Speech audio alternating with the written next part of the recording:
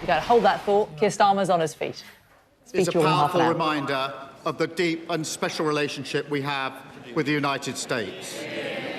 Mr. Speaker, in this session of Parliament, this Labour government has delivered the biggest upgrade in workers' rights in a generation, the biggest improvement in renters' rights in a generation, and more action than any other government to tackle child poverty. At the King's speech, I look forward to setting out what more we will do to change our country for the better. Mr. Speaker, this morning I had meetings with ministerial colleagues and others. I shall have further such meetings later today. Rinder Singh Johnson. Thank you, Mr. Speaker. Can I firstly thank you for meeting with me recently to view a 1,000-paper crane folded by residents in Bearwood as a recognition of the diversity of Smethwick, in which neighbours and communities just get on with each other. Mr. Speaker, residents in my Smethwick constituency and across Sandwell benefit from the lowest council tax in the West Midlands, investment in new leisure centres, parks and all our libraries kept open. Sandwell's the third best in the country for fixing potholes, expanded breakfast clubs, free school meals and cheaper school uniforms for our children. Does the Prime Minister agree that this is all down to a well-run Labour Sandwell Council and the changes brought back by this government, this Labour government, opposed at every opportunity by the Tories and Reform? Can I thank him for his work to give every child the best start in life in his constituency? And I'm very glad that this government has done more than any other government to lift children out of poverty. Mr. Speaker, thanks to our work this session on this side of the House, we've passed laws needed to deliver more rights at work, build new homes, save British steel, clean up waterways, secure our borders and record funding of our NHS and so much more. Change delivered by Labour, opposed by the Tories and Reform. We come to the Leader of the Opposition, Kemi Badenoch. Thank you. It's the end of this session, and what a contrast with the beginning, Mr. Speaker. Back in July 2024, those benches were full of sycophantic questions from adoring new MPs. Yesterday, the Prime Minister was reduced to begging those same MPs to save his own skin. Mr. Speaker, he's broken his promise to grow the economy. The only thing that's grown is the welfare bill. The only thing that's grown is the welfare bill. So can the Prime Minister tell us, how many more people are out of work and claiming universal credit since he took office? Prime Minister. Mr. Speaker, she talks about what we've done in relation to raising people out of work. We have the youth guarantee that we put in place for young people. We've raised the national minimum wage thanks to our Chancellor. We've helped young people into work by cutting NHS waiting lists thanks to the work of the Health Secretary. We've put more police on the streets thanks to the work of the Home Secretary. And we've cut energy bills for young people thanks to the work of the Energy. I am very proud of what this Labour government has delivered in the first session of this Parliament. Mr. Speaker, the Prime Minister doesn't want to say how many more people, in fact, are out of work and claiming universal credit since he took office. Perhaps he doesn't know. So let me tell him. The number is 1.5 million people. That is the entire population of Leeds, Cardiff and Edinburgh put together. Hard-working people are being taxed more and more to pay for a ballooning benefits bill. So can the Prime Minister tell us why, on his watch, for the first time ever, we are now spending more on welfare than we earn in income tax? Prime Minister. Mr. Speaker, the welfare system she complains of is the one they put in place, Mr. Speaker. And, Mr. Speaker, we are reforming it to improve it. And what did they do when we put that forward? They voted to keep the same broken welfare system. Mr. Speaker, that answer was as honest as his reason for sacking Ollie Robbins. Perhaps he'd like to apologise for that right now. Let me tell him why we're spending more on welfare than we're earning in tax. It's because of him and his terrible policies. This is all under him. We are spending so much on welfare, we cannot afford to defend the country. And if he won't listen to me, Mr. Speaker, perhaps he'll listen to the former Labour Defence Secretary, Lord Robertson, who is saying, and I quote, We cannot defend Britain with an ever-expanding welfare budget. I agree with Lord Robertson. Why doesn't he?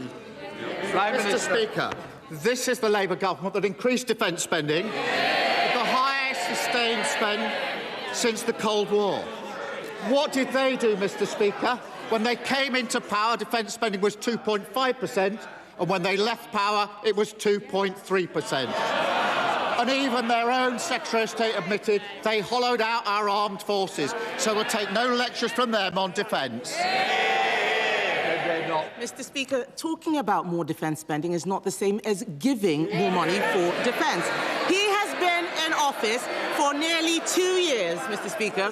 What he does have, he's got a welfare plan until 2031, but he's not produced a defence investment plan. We have gone backwards on defence under him because we are borrowing to pay for welfare.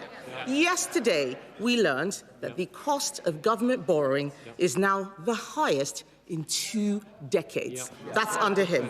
Instead of getting a grip on the economy, the Chancellor is briefing out rent controls to curry favour with left-wing backbenchers. This is not a serious way to run the economy. It is time the Prime Minister gives her an easier job. So will he listen to businesses, listen to the country and reshuffle the Chancellor? Mr. Speaker, at the spring statement, the Chancellor was very proud to say inflation was down to 3% and falling, 6 interest rates in a cut. We've seen the growth figures for the early part of this year. And she says, well, the cost of borrowing's gone up. Yes, because there's a conflict in Iran. And what did she want to do? What did she want to do when I said we wouldn't be dragged into that war because I thought through the consequences, including the economic consequences? What did she do? She said we should jump in with both feet without regard to the consequences. She can't complain now about the implications. Mr. Speaker, I didn't hear him say he's not reshuffling the Chancellor. It sounds like she's toast. Meanwhile, the former Deputy Prime Minister is on manoeuvres. This government is like a bad episode of Game of Thrones. His own people have turned against him, and all the while, the Prime Minister is holed up in his castle, wetting himself about a visit from the King in the North. Yesterday, Mr. Speaker, one Labour MP actually said that his days are numbered. That's one of them. I wonder who it was, because they're all looking guilty as hell. Isn't the real reason, Mr. Speaker,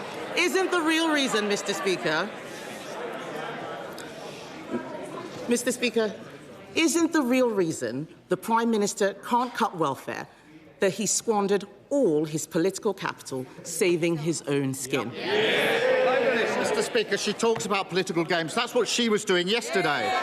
This House considered our motion and rejected it decisively because everyone saw it for what it was, a desperate, baseless political stunt ahead of the May elections. And, Mr. Speaker, whilst she and they were playing games here, I was chairing a meeting in Cobra, going through the contingencies and managing our war in the Middle East.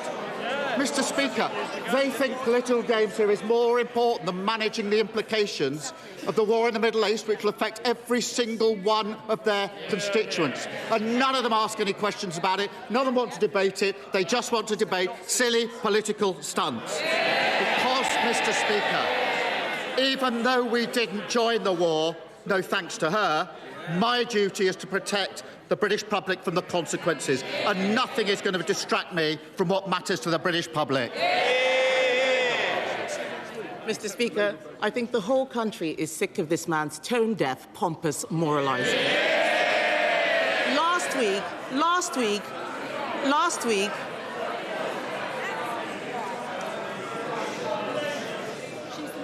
week, we all saw him punch the Speaker's chair. This is not a man who is in control. Since the last King's speech, it's been one disaster after another. Cronyism, jobs for friends of convicted paedophiles, peerages for other friends of convicted paedophiles, broken promises on taxes, U-turn after U-turn after U-turn. He's lost a deputy prime minister, 2 chiefs of staff, 2 cabinet secretaries, the support of his backbenchers and all his credibility. Yes. They can jeer, Mr. Speaker, they can jeer as much as they like. They're going to have to go to their constituencies and explain to all those people why they did what they did last night. The fact is the Prime Minister was reduced to whipping his MPs to save him and pleading with a tax dodger to rejoin his cabinet. How much longer do we all have to put up with his shambles? Mr. Speaker, I changed my party and I won a general election. She's changed her party, Mr. Speaker, because when I became leader of my party, their party was 3 times the size it is now. She's changed it. It's now even smaller than when she started at leader, because half of them are up there. And, Mr. Speaker, the stunt they played yesterday because they don't like what we're delivering. More rights at work, more security for renters, lifting 500,000 children out of poverty. That's our mandate, that's our mission, and nothing's going to hold us back. It was 18 months ago, I remember, that my late friend Terry Etherton was sitting up there, beaming down at the Prime Minister because he had just announced the government scheme to give compensation to those who've been wrongly sacked from the armed forces for simply being gay. But I have a constituent, Mr. Speaker, who lost his job in MI6 in the 1980s for his sexuality, and he's got no compensation. The security services also put their lives on the line for their country. It's just not fair. Would the Prime Minister find the time to sit down with my constituent and me so that we can work out together the way in which we can extend Terry's scheme so that the security services can also get justice? Prime Minister. Can I thank her for her dedicated work on this? I am very proud of the work we've done to recognise LGBT veterans. Mr. Speaker, on top of that, people in our security service are some of the bravest and most talented professionals who served our country. That some of them lost their jobs because of their sexuality is a historic wrong. And I can confirm today the Security Minister is assessing this closely, and I'll make sure that she's updated and has the meeting she's asked for. Said David, Leader of the Liberal Democrats. Thank you, Mr. Speaker. Yesterday, we heard Christian Turner, Peter Mandelson's replacement as US Ambassador, say that the only country Trump has a special relationship with is Israel, that the Prime Minister's job is in danger after next week's elections, and that in the US, Jeffrey Epstein's associates have evaded responsibility for their actions. The Prime Minister has had to fire 1 US ambassador for lying. Does he fear he'll now have to fire a second one for telling the truth? Prime Minister. Mr. Speaker, given what I've had thrown at me in the last 2 weeks by all the opposition parties, that's the least of my problems. But, Mr. Speaker, I know he likes stunts, but I was surprised he joined in the one yesterday, because his own business spokesman said last week, satisfied I had not misled the House. He, of course, his opening position was it was inconceivable that officials would give clearance to Mandelson and not tell ministers it was against the UK SV recommendation. That's what he said, and it didn't happen. I expect frivolous accusations from the Leader of the Opposition. Clearly, I was wrong to expect anything better from the man in the wetsuit.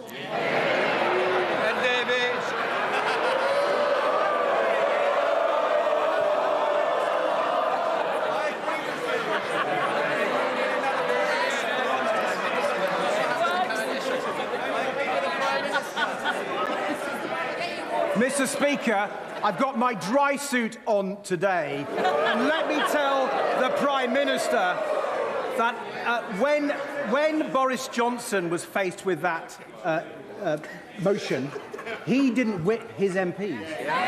There was a difference there. And Mr. Speaker, experts are warning that food prices will rise by 10% this year as farmers' costs soar. Trump's war has exposed how weak Britain's food security is. Yet under the system brought in by the Conservatives, England is the only country in Europe where farm payments don't actively support farmers to produce food. So will the King's Speech include a good food bill to fix that mistake and make sure people can afford the food they need? Mr. Speaker, of course food security is important, and that's why I was considering that amongst other issues in the ministerial meetings yesterday in Cobra. That's what I was spending my afternoon doing, making sure that we were prepared and managing the risks of a conflict that will affect every single one of our constituents. What was he doing? He was wasting his time in here on a baseless allegation and engaging in party political. He should have been working on the single most important issue of the day, but he wasted his time on a baseless political stunt. Chris Hinchcliffe. Thank you, Mr. Speaker. The war in Iran has exposed how dangerously reliant we are on imports for our food, fuel and medicine. But the reality is that climate breakdown will make the current instability look trivial. Will the Prime Minister use the upcoming King's Speech to address this fact and redirect our economy towards food security, energy security and security in supply of our medicines? Well, Prime Minister, he's absolutely right to highlight the real risk of climate change, both internationally and at home. And I'm proud, Mr. Speaker, we've restored the UK's position as a global leader on climate action. And that means cutting emissions with our carbon budget, investing £7 billion in nature recovery, and driving ahead with renewables. They're the right steps to protect supply chains, protect our economy, and to protect working people. Stephen Flynn. Mr. Speaker, depending upon results in the elections next week, this may well be my final PMQs. I suppose.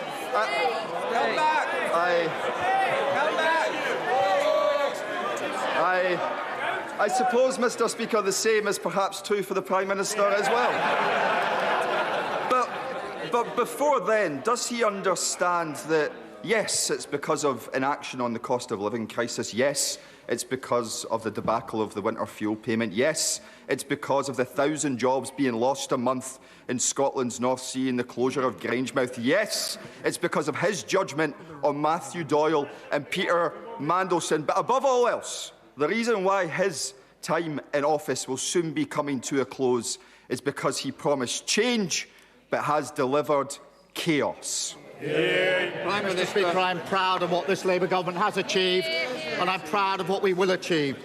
If it is his last session here, let's reflect on his great achievements in Westminster. He kicked out his predecessor and then lost 39 MPs at the next election. I hope he can keep up that record in Holyrood next week.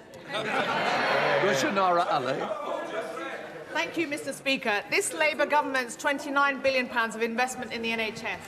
We're just going to step away from Prime Minister's questions because there's some breaking news to bring you. Leading NHS-centred clusters, and we've already secured £800 million in private investment. Will the Prime Minister direct the Office for Investment to co-sponsor this initiative and ensure the National Wealth Fund co-invests so we can turn East London's health inequalities into a driver for UK life sciences growth, transforming the future of healthcare in London, the UK and globally? Prime Minister. I'm proud that Labour is investing in life sciences, and I thank my honourable friend for championing this project for over a decade. The National Wealth Fund is designed to co-invest alongside private investors.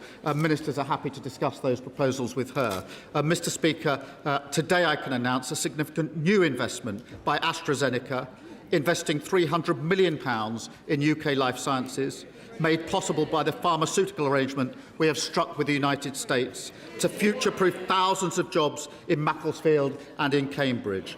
That is a major vote of confidence in the UK and Labour's plans to strengthen our economy. Sir John Hayes. Thank you, Mr. Speaker. In another answer, the Prime Minister made clear that he understands that global uncertainty makes national economic resilience ever more important, and that energy security and food security are central to that. So why is policy making one the enemy of the other?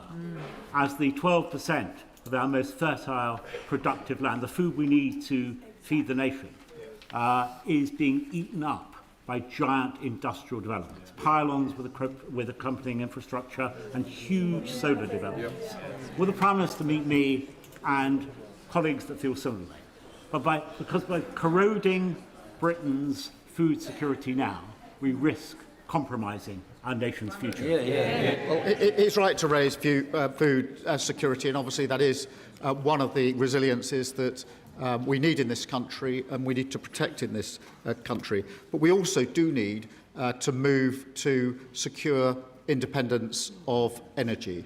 Because one thing that is making life so much harder for all of those in the food sector is that their energy prices go up every time an international conflict affects the prices here. By getting energy independence, which requires the infrastructure, we can protect them from that and therefore make them more resilient. Anna Dixon.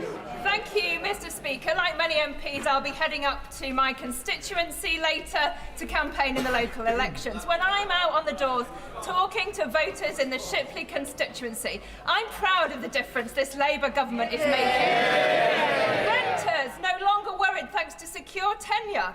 Families supported by free breakfast clubs and extended free childcare support, and workers no longer on exploitative zero-hours contracts. What is the Prime Minister most proud of, and what is his message for voters in my Shipley constituency and across the UK? I thank her for her question, and this is the first government for generations to take key services back into public ownership, Mr. Speaker. The first government to give rights and powers to workers, rents and the less fortunate. And the first government in a generation to invest in public services and lift children out of poverty. And as we face a war on two fronts, we will do more. A stronger economy, stronger energy security and stronger on defence. That's the difference this government is making. Sir Jeremy Wright. Very much, Mr. Speaker. Many of us across this House worked hard to pass the Online Safety Act. Not because we thought it would be the last word on online safety, but because we believed it was an important step forward in making online platforms more accountable for the content on their services and for the algorithms that curate it. So can the Prime Minister reassure us that whatever his government decides to do to restrict access for our young people to social media, it will not be used as cover by social media companies to do less themselves to keep young people safer online? Prime Minister. Can I give him that assurance, because those platform providers do need to take responsibility, and he will have noticed the fight we had with Grok just a few months ago, where disgusting images were being created on social media, and we took them on in a fight that we won across the House.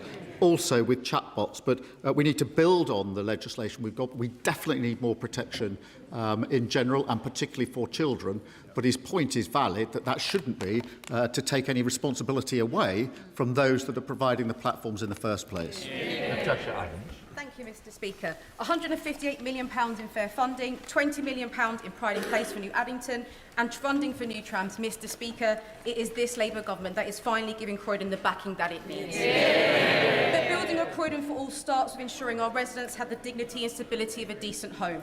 So with hundreds of families in my constituency facing homelessness through no-fault evictions, will the Prime Minister outline how this government is progressing on its plans to fix the private renter sector and ensure that renters in Croydon have the security and peace of mind that they deserve? Well, my honourable friend is a brilliant representative for Croydon, and she's right. For too long, renters have been at the mercy of rogue landlords, pushing thousands into homelessness. I'm delighted to confirm that this Friday, no-fault evictions will be scrapped once and for all. That sends an important message to anyone living in a damp, unsafe home, anyone who's suffered an unfair rent increase, and to every family forced to move over the last year to year. Change is here, delivered by Labour, opposed by the Tories, and reform every step of the way. Dr. Luke Evans. Please could the Prime Minister explain to the House, if he's done nothing wrong and process has been followed, why did he need to force his MPs to vote against an investigation? Is it because he's worried they don't believe his version of the truth? Yes. No, it's because they can see a baseless allegation, a political stunt, when they see it.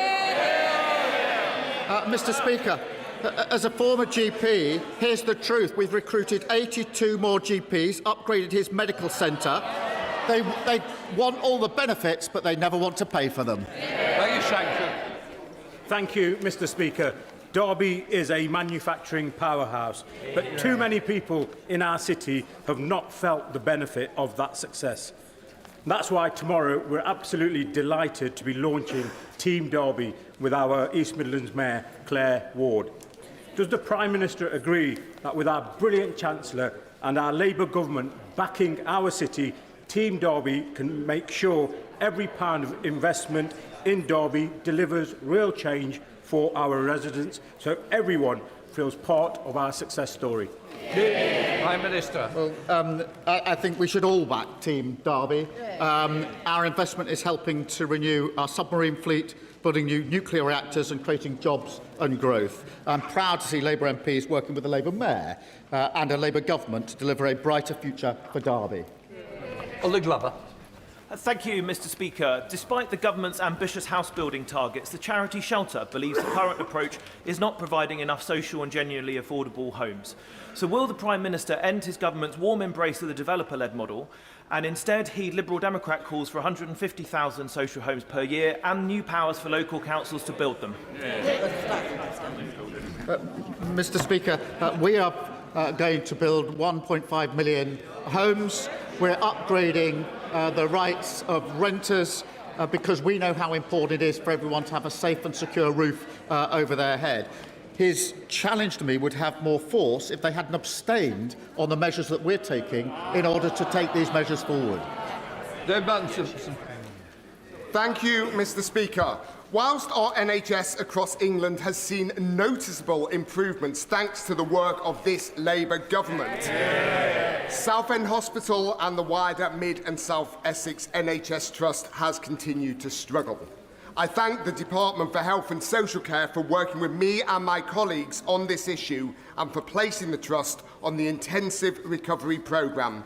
Does the Prime Minister agree with me that this is the right action to take, and will he meet with me to discuss our wider plans to improve healthcare in Southend as part of our Opportunity Southend initiative? Prime Minister. After years of failure being tolerated, failing staff and patients, our new intensive recovery programme is targeting sites that need tailored support. Mr. Speaker, there's more to do, but we're seeing real progress across our NHS. They've never heard this from a government. Waiting list lowest for 3 years. That didn't happen for 14 years. Any waiting time's best for 5 years. They don't recognise any of this because they didn't do any of it. Fastest ambulance response in half a decade. And don't forget the parties opposite opposed the record investment that was necessary to make all of that happen. Mohammed. Thank you, Mr. Speaker. Everything international law is supposed to protect is being violated. A genocide against the Palestinian people, the catastrophe in Sudan, the Gazification of Lebanon. Against this backdrop, the government last week closed the International Humanitarian Law Unit and stopped funding access to the CIR database of 26,000 human rights and conflict incidents across Israel, Palestine and Lebanon. This database underpins decisions on IHL breaches, arms export suspensions and whether the UK itself is acting within the law. Usually, criminals or their accomplices are the ones destroying evidence of their crimes. Instead, not a human rights lawyer or a government apparently committed to upholding international law. So my question is simple. Prime Minister. Prime Minister. Prime Minister. Sorry, you've gone taking far too long, Prime Minister. Mr. Speaker, let me reassure the House that the work of the International Law Unit has not ended. It will simply be done by a different team under a restructure. We will, of course, continue to monitor international humanitarian law in Gaza and elsewhere and invest in conflict prevention and resolution. Lee Pitcher. Thank you, Mr. Speaker. This Labour government has backed the reopening of Doncaster Sheffield Airport from the very start. It means jobs, investment, growth and opportunities, not just for Doncaster East and the Isle of Axholme, but for the whole region. Now, the Reform councillors in Doncaster are considering reversing their decision to support the investment. which would currently facilitate that airport from reopening. Does the Prime Minister agree with me that the airport remains a huge priority for the area? Absolutely. And will he continue to work with us to find a way forward to make sure that we get our airport back open? Well, my honourable friend is a champion for this crucial local project, and I thank him for his work. And I know from visiting Doncaster just how vital reopening the airport is for local residents. It will be a huge boost for South Yorkshire and unlock thousands of jobs. I'm deeply concerned by reports that decisions by Reform in Doncaster could put the reopening in jeopardy. Labour put the plan in place. Reform should honour their promises, stop playing games and get the airport open. Robin Swan. Thank you very much, Mr. Speaker. In a parliamentary session which started out with a degree of anticipation, a level of expectation and a promise of change, and what could be the last Prime Minister's question time, can I ask him, why does he think it went so wrong? Was it his failure to support our WASPy women, his failure to support our farmers, or his failure to support our Northern Ireland veterans and victims of the Northern Ireland Troubles? Or was it those around him who seem more interested in themselves than the country? Prime Minister. Mr. Speaker, I'm very proud, this government's very proud of the biggest upgrade in workers' rights in a generation, the biggest upgrade in renters' rights in a generation, and the most any government has ever done to reduce child poverty. They will have a lasting impact on working people across the United Kingdom. That's the change we're bringing about, and I look forward to continuing it.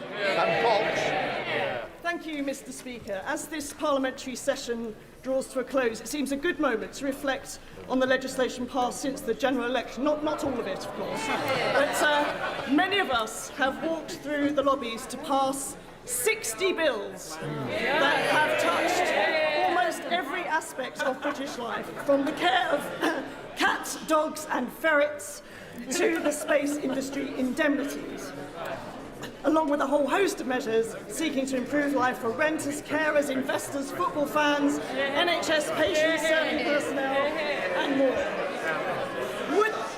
Would the Prime Minister agree with me that this is a pretty good first session report card? And would he agree that the best is yet to come? Mr. Speaker, she's right to highlight the 50 pieces of legislation, the 50 bills that we've put through. We whipped to change the country. We all voted to change the country. They, of course, opposed almost all of it. That's why we've got stronger rights for renters. That's why we've got stronger rights for workers, investing in our roads and railways, reforming SEND and driving down waiting lists, all opposed by the parties opposite. And we're only just getting started, Mr. Speaker. We're going to go further on a stronger economy, on energy security and a stronger defence. Final question, Sarah Gibson. Thank you, Mr. Speaker. Before we leave this House for several weeks, I feel absolutely necessary to raise an issue within my constituency, which I have been trying to get an answer from DEFRA and from the EA, where we have a landfill site in Cairn that is producing sulphurous smells that is causing residents to need to close their windows, causing children to have sore throats. And yet I am not getting any answer except that the Environment Agency itself admits that controls may not be working effectively. Like my constituents, I find it really disappointing that we are not getting any serious response. This is not the kind of thing you expect in the UK. You do not expect the air you breathe not to be safe. And I would like to urge the Prime Minister to help me in getting a response from DEFRA and from the EA on what measures can be put in place to reassure my constituents that they are not suffering ill health. Thank you. Well, can I thank her for raising the issue? Now she has raised it with me, I will make sure that I go away and chase up that she gets the reply and importantly, that they are entitled to. That completes Prime Minister's question. Catherine West, point of order.